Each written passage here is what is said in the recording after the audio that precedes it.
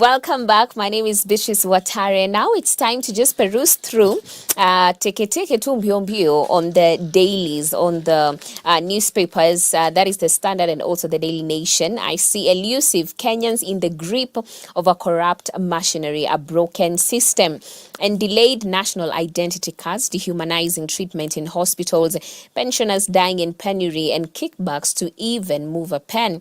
A 7-month nation investigation has revealed the rot in the people-facing sectors of public service, the humiliation with which Kenyans are treated every day, the putrid fumes of graft that waft into the high ceilings of public offices, and the deliberate creation of chaos by a criminal enterprise that has been allowed to milk, pilfer, and dehumanize desperate Kenyans. And this is a very huge article. It is covered in 4 pages. That is 4, 5, 6, and 7. So you can have a look at it and, look at some of the things that are not really working. And this is an article in the Daily Nation called A Broken System. All right, moving forward, I see ministry creates skills database in bid to link workers to employers. All right, quite interesting. The Ministry of Labor and Social Protection has launched a skill database. They aim to connect jobless youth with employment opportunities. This is quite a smart way of ensuring that the youth can access all these opportunities and know where they can apply for jobs. Ferry is set to be phased out as road projects take shape. Construction of the 47 billion Mombasa Gate Bridge is set to start as deal is signed. And I see here, once 2 key roads are operational, ferries won't be needed. And I think this is another thing that could raise a lot of questions, even in terms of now, what about the people who are working in these ferries? What happens to them? And I see that 47 billion, this is the projected cost of the Mombasa Gate Bridge project, whose financing agreement was signed between JICA and Kenha last week. In other news, school where learners play hide and seek with hippos.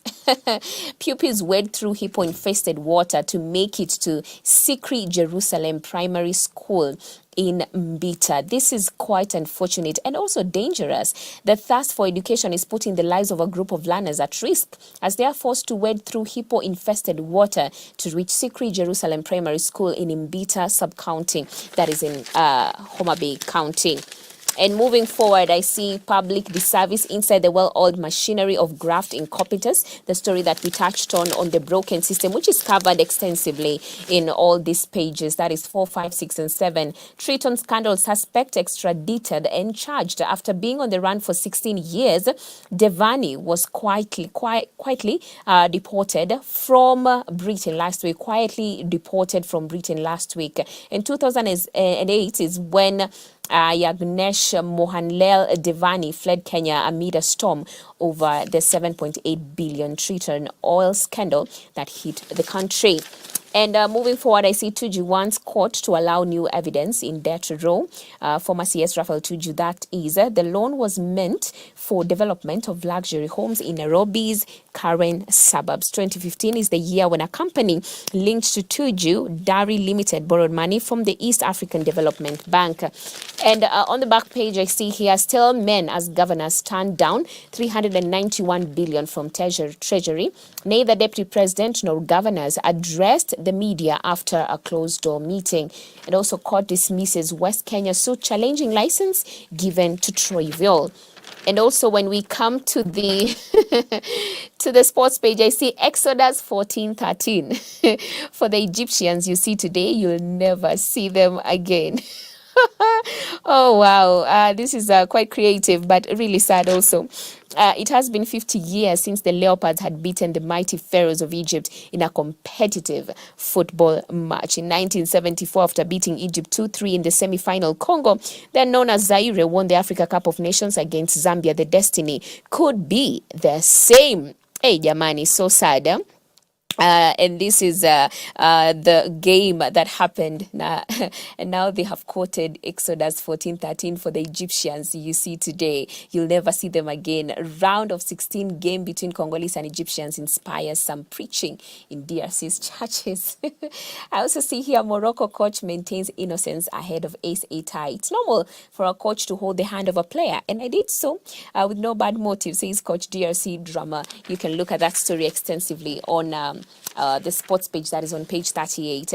And when we go to the Standard, I see experts Eurobond debt to make or break economy. A report released yesterday says how the country will navigate the foreign debt payment and determine development expenditure will define, among other things, cost of living, even as the IMF says its measures are likely to cause unrest. And when we go to the second page, I see court paves way for companies to now participate in criminal trials.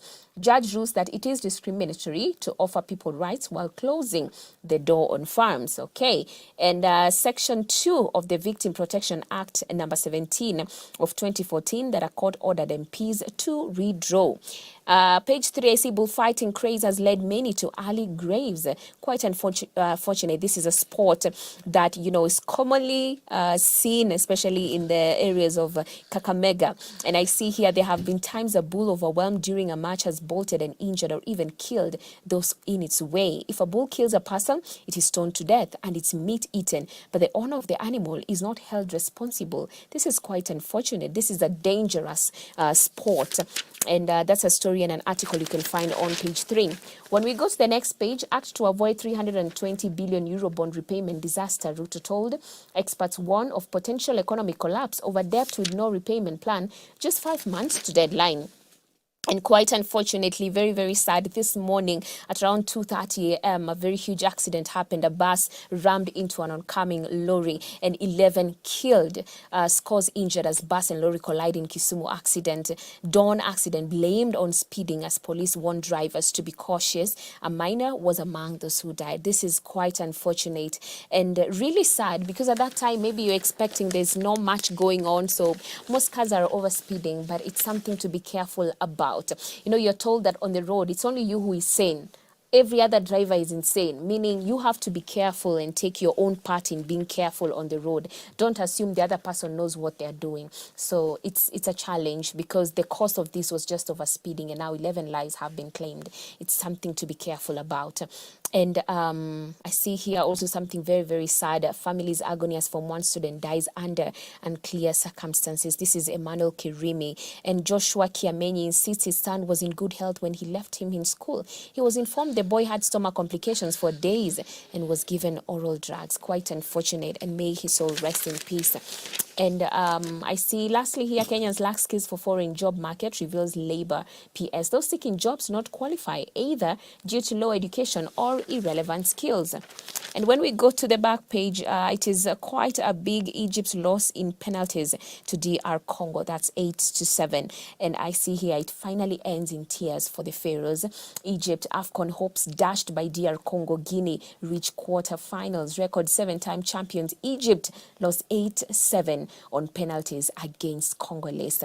Quite unfortunate. We see a fan here crying. And that's why even the Daily Nation now was literally quoting that, you know what, Egypt is losing it, just like it lost in the days of the book of Exodus, you know. Fantastic Osimhen inspiring Nigeria despite only one goal. All right, interesting. Nigeria striker has been offering true leadership for Super Eagles.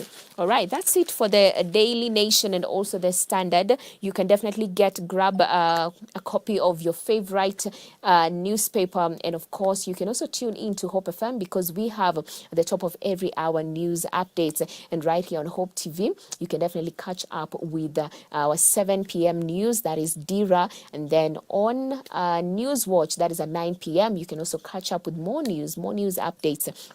So yes, this has been the newspaper review segment. When we get back, let's have a look at the video of the day, which I feel is going to minister to so many of you. So let's have a look, and then later on we'll talk about it, even as we usher in the guest of the day today.